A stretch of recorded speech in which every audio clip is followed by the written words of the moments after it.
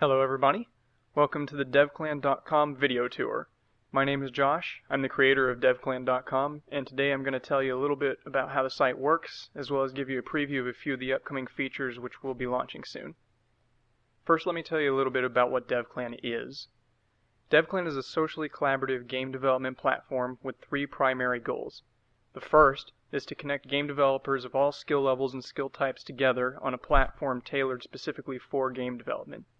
The second is to facilitate collaboration by providing a customizable toolset composed of both first and third-party project management and development tools which integrate directly into the DevClan environment utilizing the DevClan API. And the third is to provide developers a means to showcase their personal skills and portfolio of work to others, including game players, prospective employers, and potential collaborators. Now you might be thinking that DevClan sounds a lot like a social network. It's true that a lot of the social features you've come to expect, like profiles, messaging, and groups, are available to DevClan users, but these features are really only the tip of the iceberg of what DevClan has to offer. In fact, as I take you through this tour, you'll come to see why DevClan can be more accurately described as a socially collaborative platform as opposed to a social network. Before we begin the tour, however, I'd like to point out that much of the content currently on the site is temporary dummy content meant to help you visualize how DevClan works. Throughout the tour, you'll see video games and video game developers whose names you might recognize, as well as references to some well-known software applications. DevClan is in no way endorsed by or affiliated with the developers of these games, the software developers, or any of the individuals whose likeness you might recognize throughout. Alright, with that out of the way, let's make our first stop at the DevClan network. DevClan is composed of three profile types: personal, project, and group profiles. The DevClan network is where all these profiles exist. As you can see here, we're currently on the project network. To switch to another network, simply choose the option from the list. You'll also notice that there are a number of browsing options available to the user so that the profile list can be sorted accordingly. Below you'll see a sortable and searchable list of profiles, in this case project profiles. Clicking any of these projects will take you to that project's front end. Each profile on the DevClan network has both a front and back end component. The front end is where publicly shared profiles can be viewed by DevClan members or site visitors.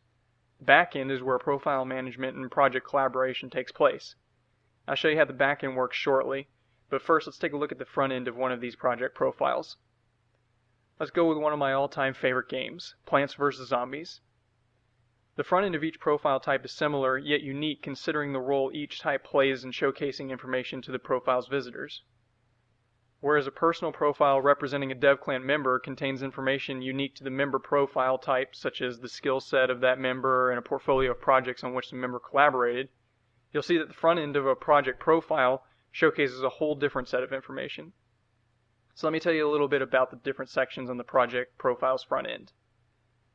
First, you'll see the basic title, genre, platform, and description of the project here. You'll also notice that this particular game is ready to be played immediately and can be launched by clicking here. Next, we come to the team section, which indicates which DevClan members are currently collaborating on the project. You can learn a little more about the responsibilities of each team member by toggling the member box. You can also click here to be taken to the front end of the team member's personal profile.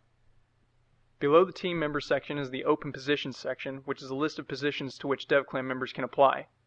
Toggling the open position box reveals more information about the responsibilities associated with the position, as well as an application button. Next is the upcoming event calendar. Project members can choose to publicly showcase events which correspond to tasks created in the project's backend. In turn, visitors to the project's profile can choose to track these events so that they're displayed on the member's personal calendar. A member who tracks an event will receive notifications as the event draws nearer. The last major item on the project front end is the dev blog. The dev blog functions just as you might expect a blog to function. Project members can keep in touch with their project's followers by posting announcements, developer diaries, etc. Visitors to the project profile can continue the discussion by posting their own comments on any of the dev blog entries.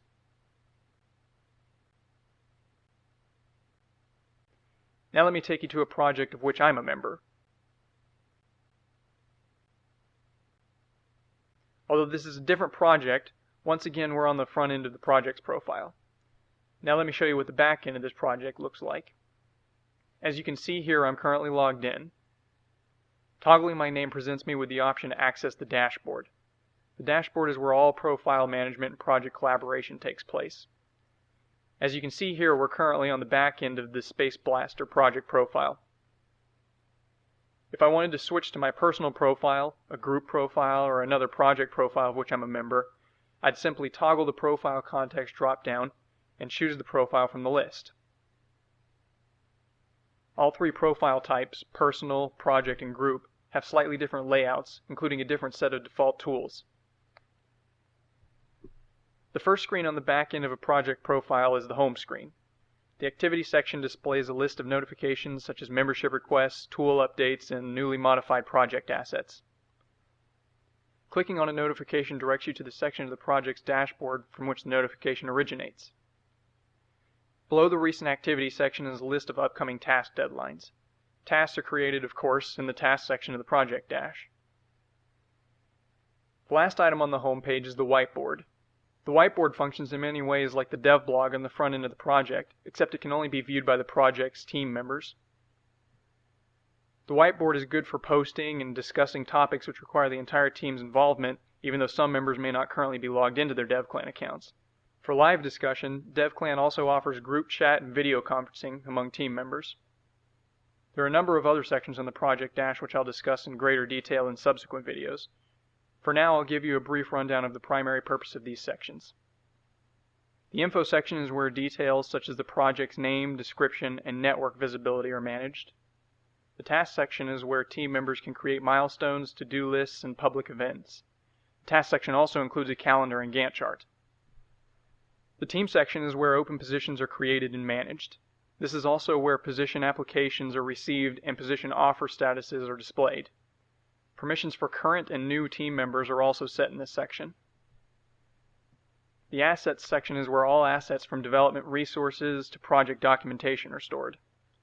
DevClan utilizes cloud-based storage for project assets. Of note is that all assets are version controlled. Many of the tools available in the DevClan marketplace have version control capabilities integrated directly into their interface, and this section serves as a project repository for those assets. The DevBlog section is simple. It's where DevBlog entries are created and managed. The Stats section provides the team with information about their game, including how many times it's been played, the average play time, etc. If the game is for sale or accepts microtransactions, team members can manage orders or set prices from this section. The last item is the Toolbox. The Toolbox isn't actually a section, but a list of tools available to the members of this project. While some tools are provided by default upon creation of the project profile, the team has the ability to subsequently swap tools in and out to accommodate their own development pipeline. Additional first and third-party development tools beyond the default tools can be acquired from the DevClan market and will automatically be integrated into the development environment and configured to immediately begin utilizing the project's asset repository and its version control system. Any tools which don't offer a browser-based interface will sync with a local DevClan tools directory on the user's computer, similar to how the Steam platform syncs games to the user's computer using the Steam Apps directory. This allows the user to launch these tools from the browser while also maintaining version control syncing for locally developed assets. To show you how these tools integrate into the DevClan interface, I'm going to show you a quick example of what the Sierra Construct game engine might look like running in the DevClan environment. As you can see, the tool is organized in much the same way as any other software application you might run locally on your computer. There's a toolbar, multiple panels, and a canvas. Beyond the fact that the tool is running inside the browser, the primary difference between a DevClan tool and its standalone counterpart is the aforementioned integrated version control system. The version control system integrates directly into this tool in a non-intrusive way so that you can access it when needed and then hide it when you're finished with it. A list of branches and both committed and uncommitted changes from the current session are easily accessible and simple to manage. And once again, all changes committed by a team member are automatically synced in the project's asset repository. That concludes this tour of some of the features that will be available in DevClan.com's upcoming beta release. Keep an eye out for more videos like this one showcasing some of the other future features which will be available in subsequent DevClan releases. Like us on Facebook.com/DevClanPlatform, and follow us on twitter.com/devclanplatform. Thanks for watching.